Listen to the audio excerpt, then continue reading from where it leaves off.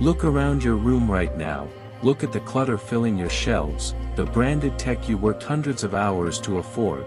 You think these things are trophies of your success, symbols of the life you built, but they are actually just bars in the prison built around your mind, a secret mechanism designed to keep you exhausted and compliant. They engineered a world where you are terrified of stillness.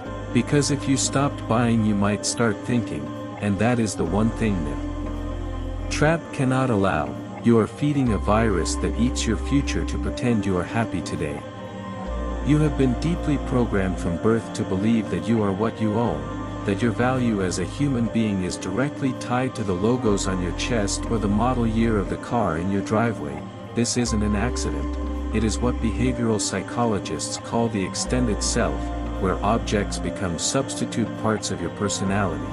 So when you feel empty or anxious or unseen, you don't look inward for a real solution, you look to an online cart to patch the hole in your psyche.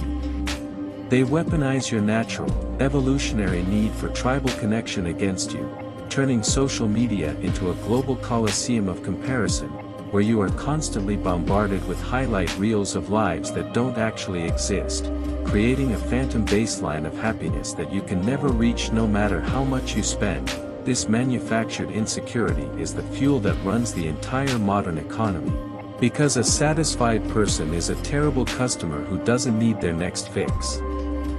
Every time you click purchase, your brain gets a hit of dopamine, a fleeting sense of control in a chaotic world, a momentary rush of becoming a new you. But the moment the package arrives, the feeling evaporates, replaced immediately by the low-level anxiety of the debt you just took on. It is a perfect closed-loop system where you trade your actual life force, your finite time on this earth, for temporary trinkets that are destined for a landfill within 24 hours. The ultimate goal isn't just to take your money, it's to capture your energy, to keep you running on a hedonistic treadmill so fast that you never have the spare bandwidth to question why the cage even exists. You are too busy paying off yesterday's dopamine hit to plan for tomorrow's actual freedom, and as long as you are chasing the next upgrade to impress people you don't even like, you are perfectly distracted, perfectly obedient, and perfectly enslaved by your own desires. The only way to break the programming is to realize that you are already complete without any of this junk.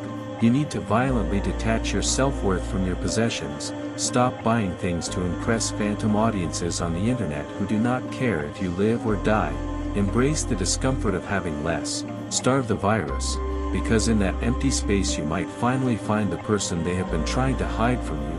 Wake up.